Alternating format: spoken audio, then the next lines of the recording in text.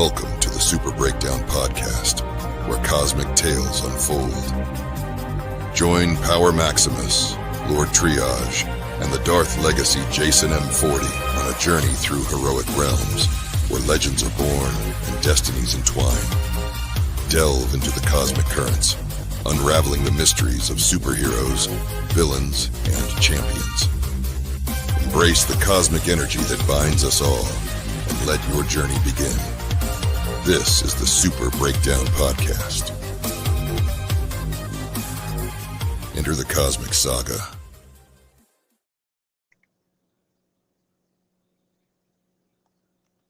Yo, yo, yo. What is up? What is up? We are back. I know it's been a minute, but we back at it. Oh, man. Yeah, it's been, like 2 weeks? Been like 2-3 weeks. Yeah, it's been a minute. But we are back. We are here. Forgive us for the delay. We back by popular demand. It's been a crazy 2 weeks. It has. A crazy 2 weeks. At least for me. And then hearing what you had going on, Jay, it seems like it was a lot going on for you too, Jay. What about you? Yo, Triage, how's your last 2 weeks been? My last month has been stressful as fuck. I've been trying with every fiber of my being not to do something violent. Yeah. I'm succeeding at the moment. But there is some good news, some actually great fucking news. I'd like to congratulate you on the new addition to your family. Thank you. Yes, my baby girl. We're gonna call her Mini Maximus for now on here for the sake of the show. Mini Maximus. My baby girl, she is here. She decided that she wanted to come into this world 2 weeks ago. Yesterday she was 2 weeks old yesterday. So, she's coming to this world and she is kicking mommy and daddy's ass already. I bet. I mean, This is like the very beginning. The very beginning, is I don't have any children, but I can imagine it's probably the very beginning's probably the most stressful, Yeah.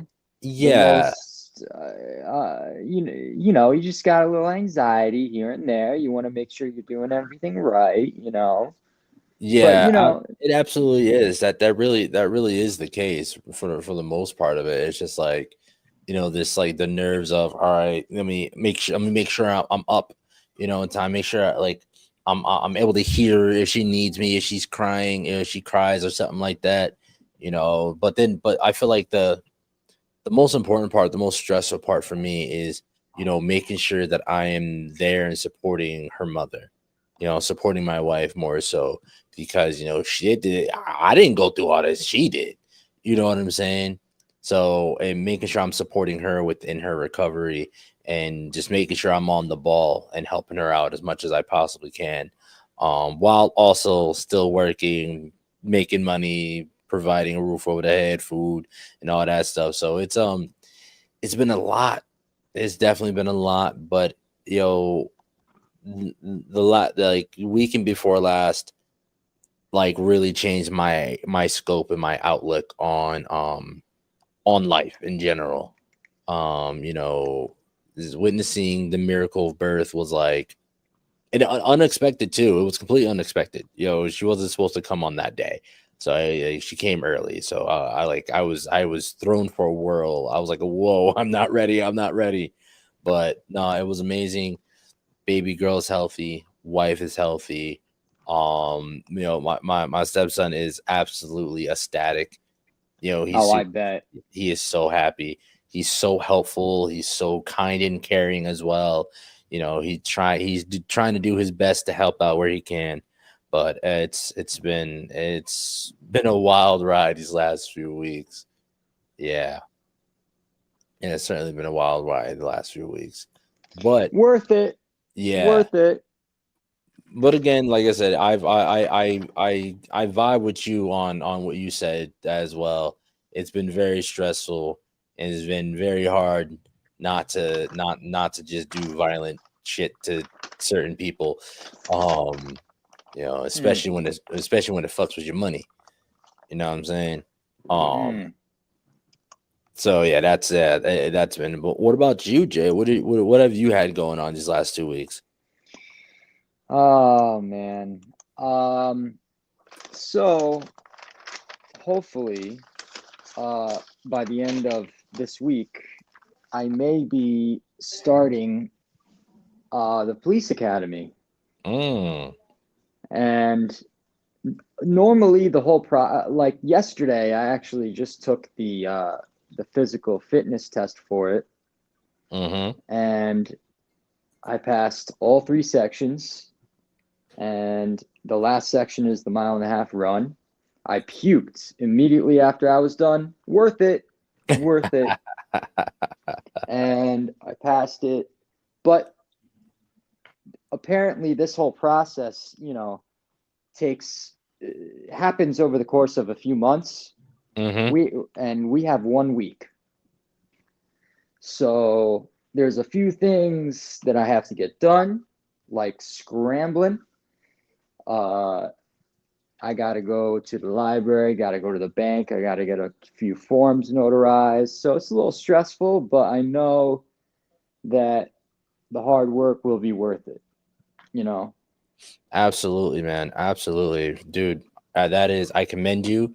That's some shit that, when I came out of basic training, my uncle was like, hey, why don't you, I can get you into the academy. I was like, I'm good. I'm good. But no, man, definitely, bro. Definitely. I wish you luck, because that's something that not a lot of people want to do. Yes, you're absolutely right. In the current social climate, people don't really want to do that. But, I definitely kudos to you. Definitely, man. But no, hey, I appreciate it, man. Yeah. Appreciate it. And, we look forward to hearing, your adventures as much as you can talk about here. But absolutely, definitely, guys, we are back.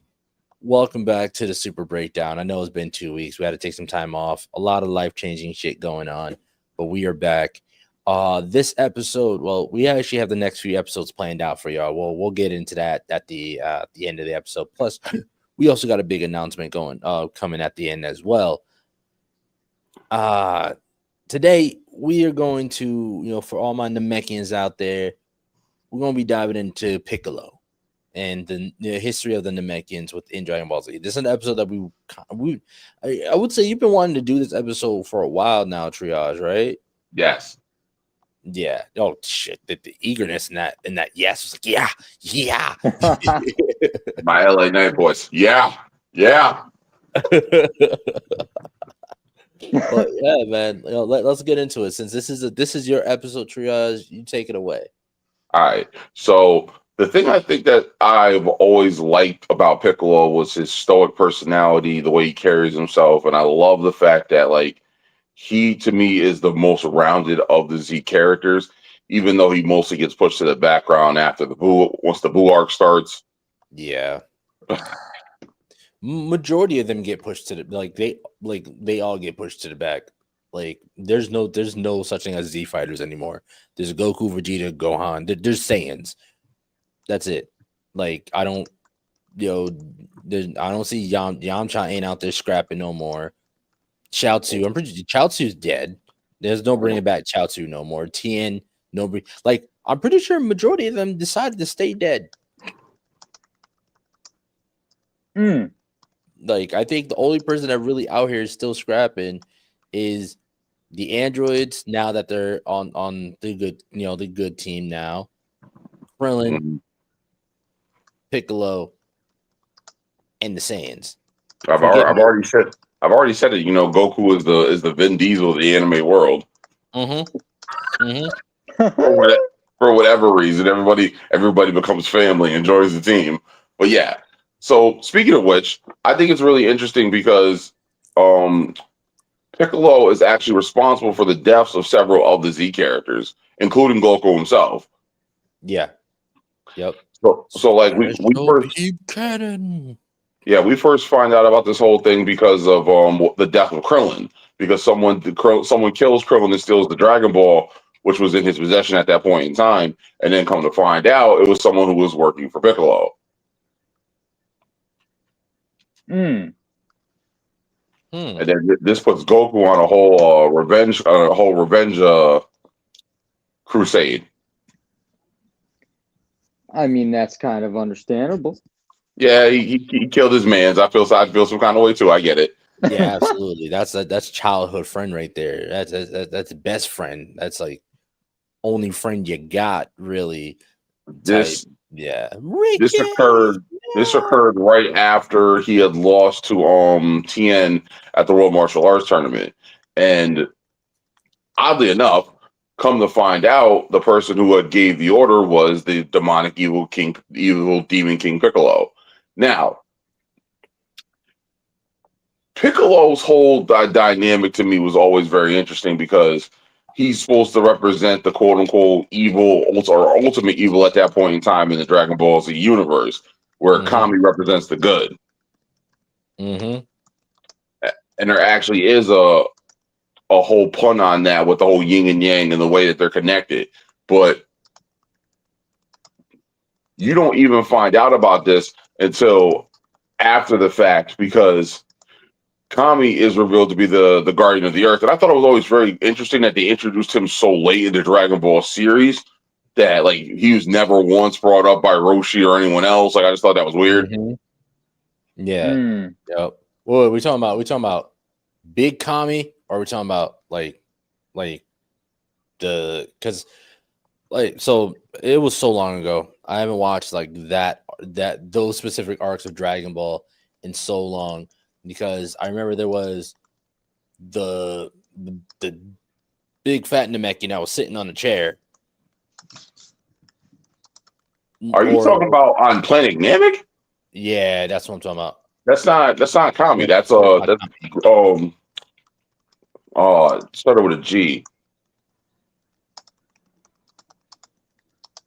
Oh, shoot. Grodu. I almost said Grogu. Yeah, me too. Like wrong show. Yes. No. Yeah, so like Kami is the older elder Namekian that that Piccolo fuses with. They fuse minds, something like that. Yes, they're basically two halves of the same being. It was explained that Kami had had landed on Earth, and how he was so concerned as a child that he would be lost or be separated from his tribe. He just sat there and waited, and here days turned into weeks turned into months turned into years, and next thing you know, he got to the point where he got tired of waiting, so he wandered off. And then sometime later, he winds up going to the Guardian of the Earth and asking to seek his approval to take his place as his replacement for a Guardian, because that's another thing. The Guardian of the Earth's title is Kami. Kami's not actually Kami's name. Yeah, that's just his title. Yes, and from what I understand, and someone correct me if I'm wrong, Kami basically correlates to like their version of God. Oh. Huh. Just like how Piccolo is technically the Demon King, and I forget how it's said exactly, but it basically translates to the negative of a Kami. So there's that yin and yang aspect, like I was saying, the whole one being thing. Huh. Again, see, and this is a hard part. Like this is like a difficult part, because like you would have to go back and watch all that over again, because that shit has been so like drowned out and like pretty much thrown away in current day Dragon Ball, and in like the current state of Dragon Ball.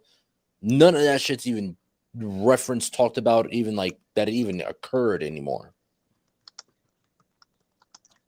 So like if you're somebody who just got into Dragon Ball Z, and like you watch maybe like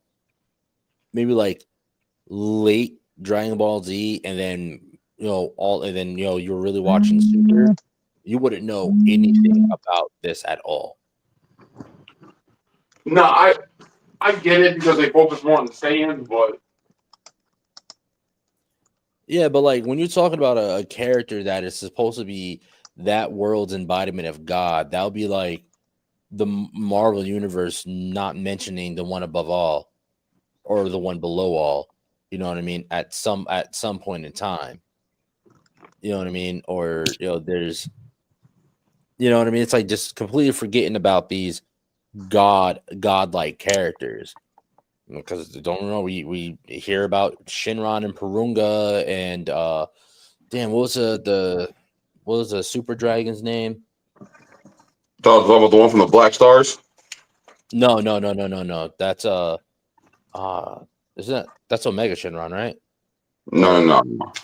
No. That's GT. We don't talk about Bruno. I don't know. I thought GT wasn't bad, but anyways, yeah, nonetheless. But I just feel like there was so much lore that they had like early on that is just that made Dragon Ball like so deep, and now like there's none of that really. It's all very like surface level. There's not like, all right, this is the situation. Here's what we are. Here's this is the situation. This is what we got to deal with. Instead of how it was in Dragon Ball Z, where it's like, all right, this is a situation, but this situation stems from this lore, that lore, and got to go into this legend, this character, this person. You know what I'm saying? It's all very present and here and now, and what we have going on now, and the people that we're encountering now. You know what I mean? It wasn't like when it came to Xeno and Super. When it came to Xeno, there was no. It was like, oh yeah, this is Xeno, the person that controls the entirety of the universe, and it's like, oh hi, okay, and we move on. You know what I mean? There was no, we had to find this person, search this person. There was no build up, lore. It was, he's here now. This is the God. This is the universal God above all else, above everything. You know what I mean? No, I do, and it's like one of those reasons where it's like, seriously, was it really necessary? I don't think so, but I mean, like I said, I feel like they did Piccolo a major injustice by focusing so much on the Namekians, because Kami, when he goes to when Kami goes to the Guardian of Earth and seeks his approval to succeed him, he tells him that he must cast out the darkness within him, and basically by doing so, he separates into two beings. He separates into the yin and the yang, the positive and negative. And the negative basically becomes known as the Demon King Piccolo, and that Demon King Piccolo basically tried to go to Earth and try to impose his rule, and then, excuse me, he winds up getting sealed away by Roshi and I forget what the leader of the Crane School's name was. The one, Tien's master. Oh yeah, I don't know. Yeah, And they want, yeah. So Tien's master and Roshi had to work together to seal Piccolo away, and they wind up sealing him inside a rice cooker. So fucking weird. Oh yeah. Okay, that part's coming back to me now. And then after that, it's like years go by, and then Piccolo winds up being freed, and then he tries to basically pick up where he left off. And the first thing he does is gather the Dragon Balls to wish himself young again. That way he has his full strength and power back, at least at the equivalent of what his full strength would be without refusing with Kami. Mm-hmm. This is what leads to killing. This is what leads to Krillin being killed. This is also what leads to Master Roshi being killed. So sad. I was so sad. Man, fuck Roshi. I mean, I wouldn't say that, because that's kind of like what he wants. That's the biggest thing when it comes to Roshi, man. That old man trying to get him some on a regular basis. Listen, he's this close to having R. Kelly vibes. All right. Mm-hmm. Mm-hmm. Jeez. I was out there in the middle. You're not wrong. You're not wrong. I'm sorry. I was out there in the middle of nowhere reading porn. It's just let's not talk about his first time meeting Bulma. Oh God, any female for that matter. Like, but no. There's a difference. There's a difference. Like The launch, creators, like the launch. creators There's a had no there's a shame. difference. Like him meeting launch. It's okay. That's okay. The way he met launch was cool, right? But like Bulma, she was literally like what 11, maybe like 13. I don't know, because one of the things that is mentioned about Bulma was that Bulma's constantly gathering the Dragon Balls to make herself look young, to wish herself young again. So Bulma's done it on a few occasions. Because I always thought it was weird that her parents were so old, but that would explain why. Oh shit. Because that was always a big thing that people were talking about was like, you know, Goku, he ends up taking off her underwear while they were sleeping or whatnot. And so, you know, she made that deal with Roshi. All right, I'll let you see my underwear. And when she flashes him, she's not wearing underwear. And so people were like, whoa, bro, she a kid. But now that you bring that up, she might not even have been a kid. Yeah, because like what 11-year-old's like, I'm gonna show you my vagina. Like that's like that escalates so quickly. Yeah, that definitely. But see, here's my thing. She presents as a kid, but the fact that Roshi was like, sure, all right. Like that's a problem to me. Because even he was, you know, off rip, he was like, sure. Let me see. You know, like, come on now. At least let me see some ID first. But so that said, let me see some ID. That's funny. Let me see some ID. That's what I need. But that is also a very good point. Because I think she stops after a while. She stopped doing that after a while. Because that's what she was that's how her and Goku first met in the first place. She was looking for Grandpa Goku's Dragon Ball. His Dragon Ball, the 1 star. Or was it the 4? 4. Yeah, the 4 star. And that's how they first met. She shot this nigga in the head.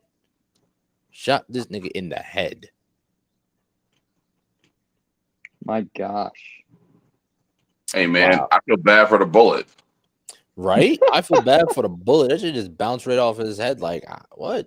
But see, at the same time, her doing that, she was very lucky in doing that. The entire universe got very lucky in that moment. Because the entire reason why Goku ain't fucking shit up like a Saiyan would is because he fell and bumped his head when he came to Earth and lost his memory. That bullet could have easily jogged his memory and he would have been like on some Raditz shit like, all over again. Listen, man, nope. I'm gonna save it. I'm gonna save it for later on. So, okay. So back to Piccolo. So the whole thing was that the whole thing was supposed to be that if you look at Piccolo and everything that he did, he kills Krillin off rip. He kills Roshi, which basically puts a big ass vendetta between him and Goku. And then as the time goes by, you slowly start to see that Goku is actually, I don't want to say that he's becoming more vengeful, but you definitely see like the change in his personality. Because like when he sees Kami, the first thing Goku does is attack him because he looks so much like Piccolo. And it's like, now the Goku we know, he wants smoke, but he's not on that level of fuckery off rip. Yeah, he gonna talk to you first and figure out if you want smoke.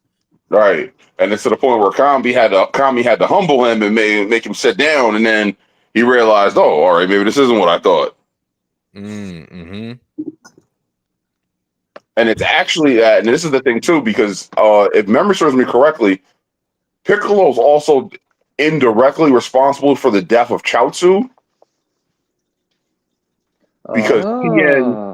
Because Tien starts to focus on how he can help recapture him while Goku focuses on just killing him. Because both their houses or their schools are responsible for locking him away in the first place because it's the Turtle School and the Crane School. Mm-hmm. So if Piccolo hadn't come to power, there is no saying that technically Tien and Goku might not have never became friends or not, or how long that quote unquote peace between them would have lasted. And then the other also interesting thing is that if anything, it gave all of them a common enemy. Yep. That's true. It's another recurring theme in Dragon Ball Z for whatever reason. Mm-hmm. Enemy of my enemy is my friend type shit. Not always. Not always. But if you ask Goku, it is. Yeah, let's just bring back Frieza. It's all right. He's gonna be on our side now. Yeah. Okay. Sure. Mm-hmm. He woke up. First thing he said was, "Hello, monkeys." His racist ass. Oh, he was so racist. Like, I feel like he is one of the most racist anime characters out there. Like, him and Tobirama from Naruto are some of the most racist characters ever. That queer metrosexual fuckboy. I can't. Yes, I called him a metrosexual fuckboy. Not Toriyama. I'm talking about Frieza. Yeah, Frieza. Fucking no. He is. He definitely is. But I'm not. I feel like he was better off bringing Cell back. They were better off bringing Cell back. Nah, never that. I never understood. Well, I get the whole thing where you want to give people redemption. You want to have them change their ways because we see it happen with damn near every member of the Z crew, from Yamcha to Tien to Chaozu to Piccolo himself. Because Piccolo states at the end of the Saiyan saga that Gohan is the only person that treated him like a person. He never looked at him and was intimidated. He never looked at him and treated him like the monster that everyone else saw him as, and that's what kind of changed his perspective over time. And even Kami noted like he saw Piccolo subtly changing.